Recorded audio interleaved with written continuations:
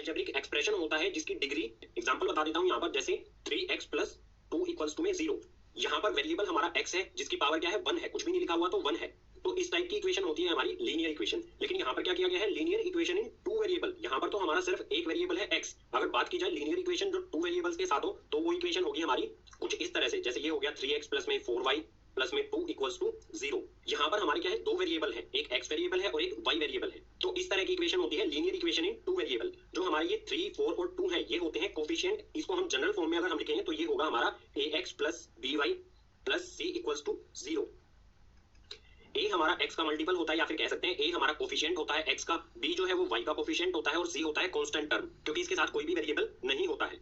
जो हमारे a, b और c हैं ये रियल नंबर्स होते हैं, जैसा आप यहाँ पर देख सकते हैं 3, 4 और 2 है, ये क्या है, रियल नंबर्स हैं। और x, y जो है हमारे ये वेरिएबल्स होते हैं।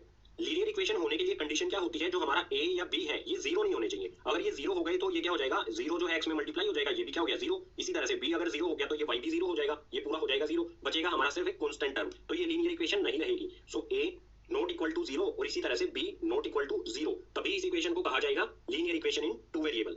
अब थोड़ा और डिटेल में जाते हैं। यहाँ पर क्या है, pair of linear equation in 2 variables. यहाँ पर लीनियर इक्वेशंस जो 2 वेरिएबल में है उसके पेयर की बात की गई है, यानी कि जोड़ा होना चाहिए 2 इक्वेशंस का। तो पेयर ऑफ लीनियर इक्वेशन जो 2 वेरिएबल में है उसकी जनरल फॉर्म लिख देता हूँ, एग्जांपल भी बताऊंगा। तो जनरल फॉर्म कुछ इस तरह से होगी हमारी a1x + b1y, ये हो गया b1y + c = 0।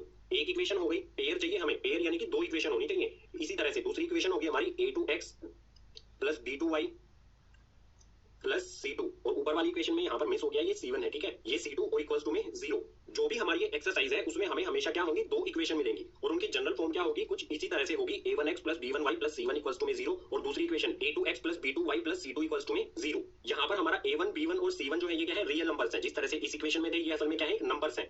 और x और y क्या है, वेरिएबल। बिल्कुल इसी तरह से इस इक्वेशन में भी a2, b2 और c2 क्या है, रियल नंबर्स हैं। तो एक एग्जांपल लिख देता हूँ यहाँ पर। तो जैसे 2 इक्वेशन लिखनी है हमें, तो कुछ भी इक्वेशन लिख सकते हैं हम, 2x + 3y + में 6 = में 0। और पेयर चाहिए तो हमें एक इक्वेशन और लिखनी होगी, तो ये हो जाएगा भाई 3x + में 4y + में 8 = में 0। ये क्या हो गया, pair of linear equation in 2 variables. एक x वेरिएबल है और एक y वेरिएबल है दोनों इक्वेशंस में। जो pair of linear equation in 2 variables को हमने पीछे वाले पेज पर समझा। अब बात आती है उनको सोल्व किस तरह से किया जाएगा, किन किन मेथड्स के द्वारा किया जाएगा। तो टोटल 2 मेथड होते हैं ऐसी इक्वेशन को सोल्व करने के लिए। पहला ग्राफिकल मेथड और दूसरा एल्जेब्रिक मेथड। इसमें सबसे पहले ग्राफिकल मेथड को समझ लेते हैं बिल्कुल डिटेल में एग्जांपल के साथ, उसके बाद देखेंगे एल्जेब्रिक मेथड को। तो ग्राफिकल मेथड में टोटल 3 कंडीशन होती हैं। जो भी pair of linear equation in 2 variables होते हैं उनकी जनरल फॉर्म कुछ इस तरह से होती है, जो पीछे वाले पेज पर आपको बता दी गई है। a1x + b1y + c1 = में 0 और दूसरी इक्वेशन की जनरल फॉर्म होगी a2x + b2y + c2 = में 0।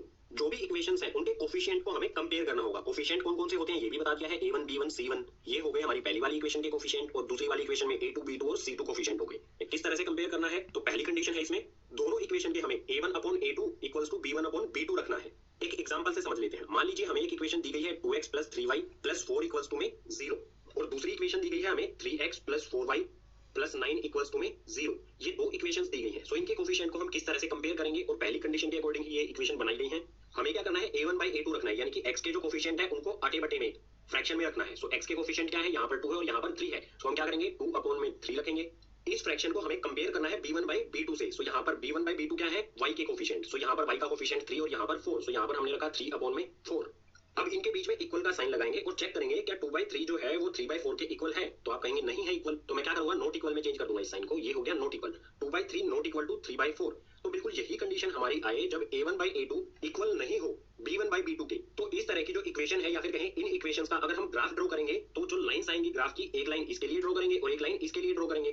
तो लाइंस किसी ना किसी एक पॉइंट पर एक दूसरे को इंटरसेक्ट करेंगी, काटेंगी। कुछ इस तरह से लाइन आएंगी, एक इक्वेशन की लाइन आ गई है, एक की आ गई है, किसी ना किसी एक पॉइंट पर ये क्या करेंगी, एक दूसरे को काटेंगी।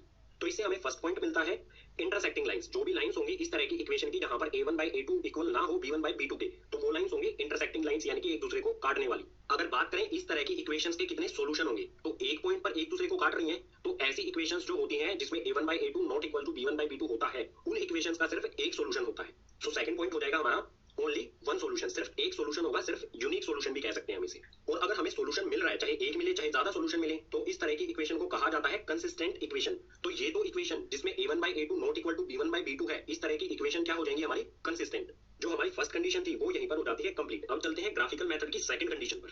अब है ग्राफिकल मेथड की सेकंड कंडीशन। इसके लिए भी यहाँ पर मैंने 2 इक्वेशन लिखी हैं, एक एग्जांपल से समझ लेते हैं इसे। सो इस इक्वेशन में भी हम क्या करेंगे, a1/a2 और b1/b2 को कंपेयर करेंगे। तो कंपेयर करते हैं यहाँ पर a1/a2 यानी कि 2/4, उसके बाद b1/b2 यानी कि 3/6। यहाँ पर देखो 2 से 4 को कैंसिल करेंगे तो ये 1/2 आ जाएगा और 3 से 6 को कैंसिल करेंगे तो ये भी 1/2 आ जाएगा, यानी कि a1/a2 और b1/b2 क्या है, इक्वल है। अगर इक्वल आ जाते हैं तो इसमें हम इंक्लूड कर देंगे c1/c2 को भी, हम इसमें कंपेयर करेंगे c1/c2 को भी इसी में कंपेयर किया जाएगा। तो c1/c2 को भी कंपेयर करते हैं, c1 ये c2, तो ये आ जाएगा 4/8। कैंसिल करके देखते हैं कि ये इक्वल है या कहां पर अनइक्वल का साइन आएगा। सो यहाँ पर बीच में इक्वल लगा देते हैं, जहां पर अनइक्वल होगा इक्वल को हम कट कर देंगे। सो 2 1 2 2 2 4, इसी तरह से 3 1 3 3 2 6 4 1 4 4 2 8। सभी जगह पर यहाँ हमारा क्या आया, यहाँ पर भी 1/2, यहाँ पर भी 1/2, यहाँ पर भी 1/2। सो ये क्या हो गया, 1/2 इक्वल्स में 1/2 इक्वल्स टू 1/2। जो हमारा a1/a2 b1/b2 और c1/c2 है वो बिल्कुल इक्वल आ रहे हैं, तीनों इक्वल आ रहे हैं। अब अगर इन दोनों इक्वेशन की अगर हम ग्राफिकल रिप्रेजेंटेशन करेंगे, यानी कि एक लाइन इस इक्वेशन के लिए बनाएंगे और एक लाइन इस इक्वेशन के लिए बनाएंगे। मान लीजिए ये वाली जो इक्वेशन है इसकी लाइन आ गई ये, और दूसरी वाली जो इक्वेशन की लाइन है वो कहां से जाएगी, बिल्कुल इसी लाइन के ऊपर से जाएगी। क्यों जाएगी, क्योंकि इसमें क्या है, a1/a2 b1/b2 और c1/c2 क्या है, इक्वल है। अगर इक्वल होते हैं तो एक लाइन के ऊपर ही दूसरी लाइन आएगी। सो लाइन क्या हो गई यहाँ पर, कोइंसिडेंट, एक दूसरे के बिल्कुल ऊपर आ रही है। तो ग्राफिकल रिप्रेजेंटेशन में सेकंड कंडीशन के लिए हमारा फर्स्ट पॉइंट मिला, कोइंसिडेंट लाइंस। नेक्स्ट पॉइंट हमें क्या ढूंढना है कि इस तरह की इक्वेशंस के कितने सॉल्यूशन होंगे। देखो जहां पर भी लाइन एक दूसरे को टच करती है वहीं पर होता है सॉल्यूशन। तो ये जो दो लाइंस हैं ये हर जगह पर एक दूसरे को टच कर रही हैं, तो इसके कितने सॉल्यूशन होंगे, इनफाइनाइटली मेनी सॉल्यूशंस। बहुत सारे सॉल्यूशन मिल सकते हैं हमें इस तरह की इक्वेशंस के लिए, जिसमें a1/a2 इक्वल हो b1/b2 के, इक्वल हो c1/c2 के, ये तीनों आपस में इक्वल हो, तो सॉल्यूशन होंगे इनफाइनाइटली मेनी सॉल्यूशन, अनगिनत सॉल्यूशन। और अगर हमें सॉल्यूशन मिल रहा है तो इस तरह की इक्वेशन को कहा जाता है कंसिस्टेंट। तो ये वाली इक्वेशन भी क्या होंगी, कंसिस्टेंट होंगी, जहां पर a1/a2 b1/b2 और c1/c2 तीनों इक्वल हो। अब ग्राफिकल मेथड की जो थर्ड कंडीशन है उसको भी एग्जांपल से समझ लेते हैं। उसके लिए भी यहाँ पर मैंने पेयर ले लिया है लीनियर इक्वेशंस का जो दो वेरिएबल में है। तो यहाँ पर भी हम क्या करेंगे, a1/a2 और b1/b2 को सबसे पहले कंपेयर करेंगे। सो a1/a2 क्या हो जाएगा यहाँ पर 3/6, और इसी तरह से b1/b2 क्या हो जाएगा हमारा 2/4। अब यहाँ पर देखो 3 से हम 6 को कैंसिल करेंगे तो 3 1 3 3 2 6 1/2 आएगा। इसी तरह से यहाँ पर 2 1 2 2 2 4, यहाँ पर भी 1/2 आएगा, यहाँ पर भी 1/2 आएगा, यानी कि a1/a2 और b1/b2 क्या हो गई, इक्वल हो गई। अगर इक्वल हो जाती है तो इसके साथ साथ हम फिर क्या कंपेयर करेंगे, c1/c2 को भी कंपेयर करेंगे। सो यहाँ पर c1/c2 भी लिख लेते हैं और इक्वल का साइन लगा लेते हैं सभी के बीच में। सो c1 है हमारा -4 और c2 है 9। सो यहाँ पर आ गया -4 और अपॉन में 9। अब जो भी वैल्यूज कैंसिल होती हैं उन्हें कैंसिल करेंगे तो ये आएगा 3 1 3 3 2 6, इसी तरह से 2 1 2 2 2 4। लेकिन यहाँ पर -4/9 जो है ये किसी भी कॉमन टेबल से कैंसिल नहीं होता। तो हमारा जो आंसर आएगा वो क्या होगा, 1/2 इक्वल्स टू में 1/2 नॉट इक्वल्स टू में -4/9। जो हमारा a1/a2 है वो b1/b2 के इक्वल तो है लेकिन c1/c2 के इक्वल नहीं है। तो यहाँ पर जो हमारी कंडीशन आई वो क्या है, a1/a2 equals to b1/b2 not equal to c1/c2। इस साइन को हमने किसमें चेंज कर दिया, नॉट इक्वल में। तो इस तरह की इक्वेशंस की जो ग्राफिकल रिप्रेजेंटेशन आती है वो क्या होती है, मान लीजिए हमारी फर्स्ट वाली इक्वेशन है, इसकी ग्राफिकल रिप्रेजेंटेशन वाली लाइन कुछ इस तरह से आएगी। दूसरी इक्वेशन की जो लाइन आएगी वो बिल्कुल पैरेलल होगी। इसके पैरेलल का मतलब समझते हैं ना, समांतर। सो फर्स्ट पॉइंट में यहाँ पर मैं लिख देता हूँ पैरेलल लाइंस। बात आती है इस तरह की जो इक्वेशंस हैं इनके कितने सॉल्यूशन होंगे। सॉल्यूशन होने के लिए जो भी लाइंस हैं उनको किसी ना किसी एक पॉइंट पर एक दूसरे को मीट करना होता है, इंटरसेक्ट करना होता है। तो ये लाइंस क्या है, पैरेलल, यानी कि ये कभी भी एक दूसरे को ना तो मीट करेंगी, ना तो एक दूसरे से मिलेंगी, और ना ही कभी भी इंटरसेक्ट करेंगी। तो इस तरह की इक्वेशंस जो है उनका कोई भी सॉल्यूशन नहीं होता है। सो यहाँ पर मैं लिख देता हूँ नो सॉल्यूशन, यानी कि इस तरह की जो इक्वेशन है जिनकी ग्राफिकल रिप्रेजेंटेशन पैरेलल लाइंस होगी, जिसमें a1/a2 इक्वल हो b1/b2 के लेकिन नॉट इक्वल हो c1/c2 के, तो इस तरह की इक्वेशंस का कोई भी सॉल्यूशन नहीं आता। तो यहाँ पर मैं लिख देता हूँ नो सॉल्यूशन। और अगर कोई सॉल्यूशन नहीं है, ये एक दूसरे को कहीं भी मीट नहीं कर रही है, तो ये दोनों इक्वेशंस जो होंगी वो होंगी इनकंसिस्टेंट। तो थर्ड कंडीशन के साथ ही जो हमारा ग्राफिकल मेथड है ये हो जाता है कंप्लीट। अब है एल्जेब्रिक मेथड। एल्जेब्रिक मेथड के 3 टाइप होते हैं। इसमें फर्स्ट होता है सब्स्टिट्यूशन मेथड, सेकंड होता है एलिमिनेशन मेथड और थर्ड होता है cross multiplication method. Algebraic method के तीनों टाइप्स को एक एक करके एग्जांपल के साथ समझ लेते हैं। इसमें सबसे पहले देख लेते हैं सब्स्टिट्यूशन मेथड को। मान लीजिए हमें ये दो इक्वेशन दी गई हैं, तो सब्स्टिट्यूशन मेथड से इनको किस तरह से सोल्व किया जाएगा। सोल्व करने का मतलब क्या होगा, x या y की वैल्यू फाइंड करना। नाम से ही पता चल रहा है सब्स्टिट्यूट करना है, हमें जो भी वेरिएबल है इनकी वैल्यू को सब्स्टिट्यूट करना है। हम क्या करेंगे, जो भी हमारी पहली इक्वेशन x + y = 16, ये हमारी पहली इक्वेशन हो गई, और दूसरी इक्वेशन x - y = 4। इन दोनों इक्वेशन में से हमें किसी भी एक इक्वेशन को लेना है। फर्स्ट इक्वेशन को ले लेते हैं, यहाँ पर x + y = 16 है। सॉल्यूशन यहाँ से शुरू होता है इसका, तो x + y = 16। यहाँ पर मैं क्या करूंगा, किसी भी एक वेरिएबल या तो x की या y की वैल्यू फाइंड करूंगा। x की वैल्यू फाइंड कर लेते हैं, तो x की वैल्यू फाइंड करेंगे यानी कि y को दूसरी तरफ भेज देना। x की वैल्यू क्या आएगी, x = 16 और प्लस y यहाँ पर जो है इसको हमने दूसरी तरफ भेजा, तो ये हो जाएगा -y। x की वैल्यू आ गई हमारी 16 - y, जो हमारी किसमें से आई, फर्स्ट इक्वेशन में से। जिस भी इक्वेशन में से हमने वेरिएबल की वैल्यू निकाली है उससे दूसरी वाली जो भी इक्वेशन है हमारी, इसमें इस x की वैल्यू को पुट कर देंगे। सो सेकंड इक्वेशन क्या है हमारी, वो यहाँ पर लिखता हूँ मैं, x - y = 4।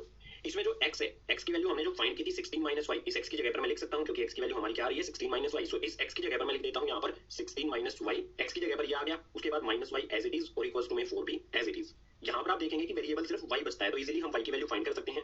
-y क्या हो जाएगा, -2y, और 16 को हम दूसरी तरफ भेजेंगे। 16 को इस तरफ भेजेंगे तो इस तरफ सबसे पहले क्या है 4, और 16 दूसरी तरफ से प्लस, ये प्लस वाला 16 इस तरफ आके -16। -2y as it is, -2y = 4 में से 16 को माइनस करेंगे 4 में से 16 को माइनस किया तो आ गया -12। इस इक्वेशन को यहाँ से सोल्व करते हैं आगे। हमें y की वैल्यू फाइंड करनी है तो क्या करेंगे, -2 को इस तरफ भेज देंगे और -2 क्या है, y के साथ मल्टीप्लाई में, तो इस तरफ आगे हो जाएगा डिवाइड में, तो y इक्वल्स टू में क्या आएगा -12 अपॉन में -2, माइनस से माइनस कैंसिल हो गया और 2 से 12 को कैंसिल करेंगे 6 जा पर, सो y की वैल्यू क्या आ गई हमारी 6। सोल्व करने का मतलब होता है x और y की वैल्यू फाइंड करना। y की तो हमने फाइंड कर ली, x की वैल्यू किस तरह से फाइंड करेंगे, जो भी हमारी y की वैल्यू आई है इसी वैल्यू को हम सब्स्टिट्यूट कर देंगे किसी भी इक्वेशन में, या तो फर्स्ट इक्वेशन में या सेकंड इक्वेशन में। चलो सेकंड इक्वेशन में पुट करके देख लेते हैं y की वैल्यू 6। सो सेकंड इक्वेशन यहाँ पर मैं लिखता हूँ x minus y equals to में 4, इसमें y की जगह पर मैं पुट करूंगा 6, क्यों, क्योंकि y की वैल्यू 6 आई है। सो ये आ जाएगा हमारा x माइनस 6 इक्वल्स टू में 4, तो -6 को दूसरी तरफ भेजेंगे तो x इक्वल्स टू में 4 प्लस हो जाएगा इस तरफ आगे 6, इस तरफ माइनस में है तो दूसरी तरफ आगे प्लस में, तो x की वैल्यू क्या आ जाएगी 4 + 6 इक्वल्स टू होता है 10। तो यहाँ पर हमने इन दोनों इक्वेशन का सॉल्यूशन फाइंड कर लिया है सब्स्टिट्यूशन मेथड से। x की वैल्यू आ गई 10 और y की वैल्यू आ गई 6। सिंपल सा मेथड है, किसी भी एक इक्वेशन में से वेरिएबल की वैल्यू फाइंड करके दूसरी इक्वेशन में उस वैल्यू को पुट कर देना है और सोल्व कर लेना है। अब एल्जेब्रिक मेथड की सेकंड टाइप यानी कि एलिमिनेशन मेथड को समझ लेते हैं। एलिमिनेशन मेथड में क्या होता है, जो भी हमारी दो इक्वेशंस दी होती हैं इसमें से किसी भी एक वेरिएबल को हमें कैंसिल करना होता है, एलिमिनेट करना होता है। अब ये एलिमिनेशन किस तरह से किया जाएगा ये समझते हैं। यहाँ पर हमें दो इक्वेशन दी है, 3x + 4y = 10, ये हो गई हमारी फर्स्ट इक्वेशन। इसी तरह से 2x - 2y = 2, ये हो गई हमारी सेकंड इक्वेशन। एलिमिनेशन मेथड में हमें जो भी हमारे वेरिएबल्स होते हैं कोफिशिएंट को हमें इक्वल करना होता है। देखो यहाँ पर क्या है 3, यहाँ पर है 2, हमें इन्हें इक्वल करना है। x के जो कोफिशिएंट है या फिर y को भी कर सकते हैं हम, y के जो कोफिशिएंट है यहाँ पर है 4, यहाँ पर है -2, या तो हमें इन्हें इक्वल कर लें या हम इन्हें इक्वल कर लें। हम क्या कहें, जो x वाले कोफिशिएंट है इनको इक्वल करते हैं। इक्वल कैसे किया जाएगा, ये जो x का कोफिशिएंट 2 है इस 2 को पहली वाली इक्वेशन में मल्टीप्लाई कर देंगे और जो ऊपर वाली इक्वेशन में x का कोफिशिएंट यानी कि 3 है इस 3 को सेकंड वाली इक्वेशन में मल्टीप्लाई कर देंगे। तो यहाँ से सॉल्यूशन शुरू होता है। पहली वाली इक्वेशन में मुझे क्या मल्टीप्लाई करना है, नीचे वाली इक्वेशन सेकंड वाली इक्वेशन का कोफिशिएंट 2।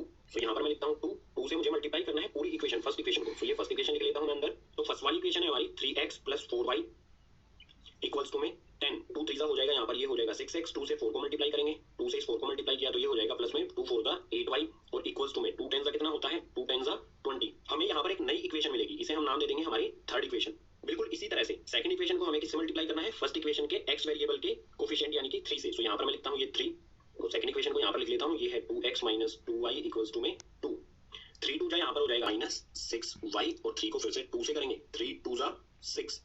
यहाँ पर भी हमें एक नई इक्वेशन मिल गई, इसे नाम दे देंगे फोर्थ इक्वेशन। अब यहाँ पर देखो थर्ड और फोर्थ इक्वेशन जो हमें नई इक्वेशन मिली है उसमें यहाँ पर भी 6x आ गया, यहाँ पर भी 6x आ गया, यानी कि ये इक्वल हो गए दोनों।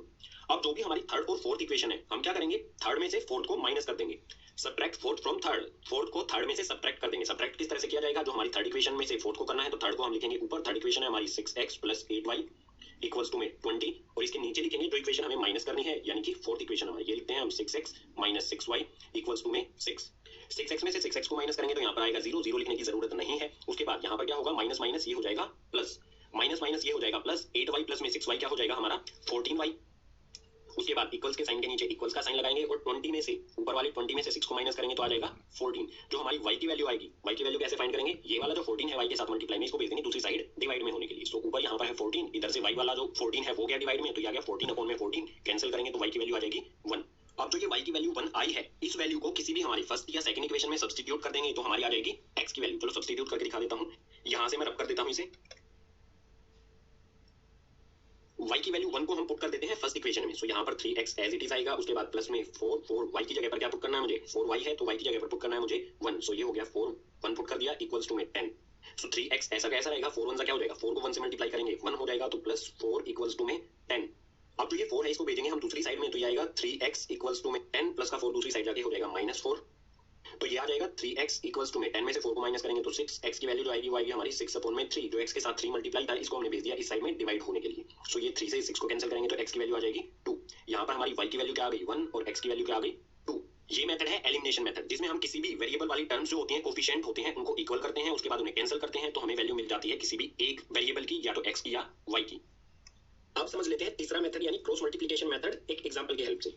सो यहाँ पर हमें दो इक्वेशन दी है, इसमें फर्स्ट है 2x + y - 5 इक्वल्स टू में 0, ये फर्स्ट इक्वेशन, और 3x + 2y - 8 इक्वल्स टू 0, ये हमारी second equation. Cross multiplication method का एक फॉर्मूला भी होता है इजी सा, लेकिन उसको रखने की जरूरत नहीं है, कॉन्सेप्ट को समझते हैं, फॉर्मूले की आपको जरूरत ही नहीं होगी। सो सॉल्यूशन यहाँ से शुरू होता है, जो भी वेरिएबल है वो हम लिख लेंगे यहाँ पर x इक्वल्स टू में y इक्वल्स टू में जो c वाली टर्म है इसमें कोई भी वेरिएबल नहीं होता ना। अब जो हमारा x वेरिएबल है, x वेरिएबल वाली जो भी टर्म है उनको हम कर देंगे कवर, अपने हाथ से ढक लीजिए इन x वाली टर्म्स को, इनको ढक दीजिए, ये मैं कवर कर देता हूँ। अब x के नीचे हमें क्या करना है, जो भी टर्म्स बची हैं कांस्टेंट टर्म और जो y वाली टर्म्स है इनके कोफिशिएंट लेने हैं हमें, कोफिशिएंट को क्रॉस मल्टीप्लाई करके यहाँ पर लिखना है। जैसे यहाँ पर y का कोफिशिएंट क्या होगा 1 यानी कि 1 को -8 से मल्टीप्लाई किया। बिल्कुल इसी तरह से -5 को यहाँ पर 2 से मल्टीप्लाई करेंगे, लेकिन उससे पहले क्या लगाएंगे, यहाँ पर माइनस का साइन लगाएंगे। -5 को 2 से मल्टीप्लाई करेंगे तो ये हो जाएगा -10।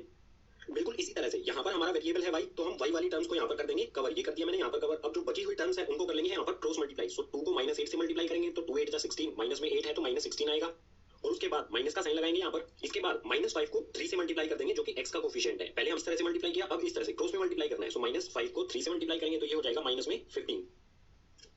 अब है हमारा 1 यानी कि c वाली टर्म्स। c वाली यानी कि जो कांस्टेंट टर्म है उनको हम कर देंगे यहाँ पर कवर। ये कर दिया मैंने। बिल्कुल इसी तरह से यहाँ पर हम 2 को 2 से मल्टीप्लाई कर देंगे और यहाँ पर 1 को 3 से मल्टीप्लाई करेंगे। सो 2 को 2 से मल्टीप्लाई करेंगे, लिखेंगे यहाँ पर 4, उसके बाद माइनस का साइन लगाएंगे और यहाँ पर y का कोफिशिएंट है 1 को 3 से मल्टीप्लाई करेंगे तो हो जाएगा 3। सो 3 एज इट इज आ जाएगा। अगर आप फॉर्मूला अप्लाई करेंगे तो भी हमारी कंडीशन बिल्कुल यही बनेगी। फॉर्मूला आपकी बुक में दिया होगा, वैसे रटने की जरूरत नहीं है, हमने कॉन्सेप्ट को अच्छी तरह से यहाँ पर एक्सप्लेन कर दिया है। अगर हमें x की वैल्यू फाइंड करनी है तो क्या करेंगे, जो हमारी x वाली टर्म है यानी कि ये वाली टर्म है और जो कांस्टेंट टर्म है ये वाली, इन दोनों को इक्वल रख देंगे। और रख सकते हैं हम इक्वल क्योंकि ये जो है और ये तीनों आपस में क्या है, इक्वल। सो यहाँ पर मैं क्या करता हूँ, x वाले इस टर्म को सोल्व करते हैं। सो ये है x अपॉन में यहाँ पर -8 एज इट इज आ जाएगा, और उसके बाद यहाँ पर क्या होगा, माइनस माइनस माइनस माइनस हो जाएगा +10, और इसके इक्वल में क्या रखूंगा मैं यहाँ पर 1 अपॉन में 4 - 3। सो इक्वल्स टू में 1 अपॉन में 4 में से 3 को माइनस कर देंगे। इस 4 में से 3 को माइनस करेंगे तो यहाँ पर आ जाएगा 1। अब फिर से इसको आगे सोल्व करते हैं तो ये आएगा x अपॉन में, x के अपॉन में क्या आएगा, यहाँ पर बड़ा कौन सा है 10, 10 में से -8 करना है हमें, 10 में से 8 को माइनस करेंगे तो ये आ जाएगा 2, और इक्वल्स टू में 1 अपॉन 1 को हम लिख सकते हैं 1। नीचे 1 लिखना जरूरी नहीं होता है तो 1 आ जाएगा। x की वैल्यू क्या आ जाएगी हमारी, x के नीचे 2 कैसे है, डिवाइड में है x के साथ, तो उधर जाके मल्टीप्लाई में 2 को 1 में मल्टीप्लाई करेंगे तो ये हो जाएगा 2। x की वैल्यू आ गई हमारी 2। अगर हमें y की वैल्यू फाइंड करनी है तो हम क्या करेंगे, इन दोनों को सोल्व कर लेंगे इकट्ठा, तो हमारी y की वैल्यू आ जाएगी बिल्कुल इसी मेथड से जैसे हमने यहाँ पर x वाले और कांस्टेंट टर्म वालों को सोल्व किया, बिल्कुल इसी तरह से इसको सोल्व कर सकते हैं। लेकिन यहाँ पर इजी क्या रहेगा, जो हमारी x की वैल्यू 2 आई है उसको हम या तो फर्स्ट इक्वेशन में या सेकंड इक्वेशन में पुट करेंगे और हमारा y के लिए सॉल्यूशन मिल जाएगा। सो यहाँ पर मैं फर्स्ट इक्वेशन लिख लेता हूँ, ये है 2x plus y minus 5 equals to में 0। इसमें मैं x की जगह पर 2 पुट कर देता हूँ, सो ये हो जाएगा 2 की जगह पर मैंने पुट किया 2 और प्लस में y माइनस 5 को दूसरी तरफ भेज देता हूँ तो ये हो गया 5। 2 को 2 में मल्टीप्लाई करूंगा तो 4 प्लस में y और इक्वल्स टू में 5 एज इट इज। y की वैल्यू फाइंड करनी है तो प्लस का जो 4 है उसको दूसरी साइड भेज देंगे, इसको दूसरी साइड भेजेंगे। यहाँ पर पहले से क्या है 5 और 4 को इधर से भेजा, प्लस का 4 है दूसरी तरफ जाके माइनस का 4 हो गया। सो y की वैल्यू क्या आ गई हमारी 1, y की वैल्यू आ गई 1 और x की वैल्यू हमने 2 पहले से ही फाइंड कर ली थी। ये सिंपल से मेथड है जिनसे हमें सभी क्वेश्चंस को सोल्व करना है। सो इसी के साथ चैप्टर के सभी कॉन्सेप्ट, सभी मेथड्स जो है वो हो जाते हैं कंप्लीट। उम्मीद करूंगा सभी मेथड, सभी कॉन्सेप्ट आपको समझ में आए होंगे। अगर आपको समझ में आए हैं तो इस वीडियो को अपने क्लासमेट्स के साथ ज्यादा से ज्यादा शेयर कीजिए। अगर कोई सुझाव देना चाहते हैं तो उसे कमेंट बॉक्स सेक्शन में मेंशन कीजिए। और जो ये चैप्टर 3 है इसकी सभी एक्सरसाइजेज के सभी क्वेश्चंस की एक प्लेलिस्ट बनाई गई है जिसका लिंक डिस्क्रिप्शन बॉक्स में दिया गया है। इस प्लेलिस्ट में सभी क्वेश्चन जो है लाइन से लगाए गए हैं, एक्सरसाइज वाइज लाइन से लगाए गए हैं, तो प्लेलिस्ट से आप इजीली सभी क्वेश्चंस को देख सकते हैं, समझ सकते हैं। सो लिंक जो है आपको नीचे डिस्क्रिप्शन बॉक्स में मिल जाएगा।